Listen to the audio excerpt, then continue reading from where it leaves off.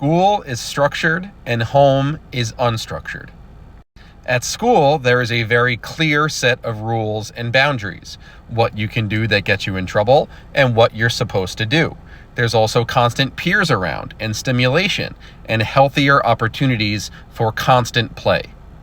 At school, there are more adults that have more of a dynamic relationship with the child, like teachers and counselors and school staff, unlike with parents, where there is this concept of unconditional love, which is very, very difficult for the rigid ADHD brain to fully understand.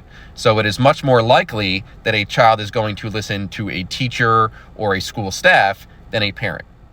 So when a child is at home, within the walls of the home around their parents, we are dealing with something known as home executive functioning, which is the most common symptom and most common source of stress for parents of kids with ADHD.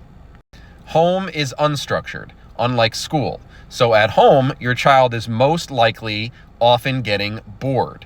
And most likely, if your child has ADHD, they do not have the self-regulation skills to persevere through boredom, which is an unbelievably important skill and a great predictor for lifelong success. Or if your child has constant access to screens, then their brains are getting hardwired towards instant gratification. This, of course, is even more true if your child has ADHD and a lack of dopamine. So they are much more likely to develop a gaming addiction and get hardwired towards instant gratification.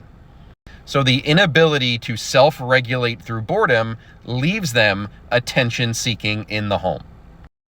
School, where there is healthy stimulation all around in the face of tasks and peers, at home, they are looking for stimulation. And what is the best way to get stimulation if you have ADHD? Provoking your parents and negative attention seeking.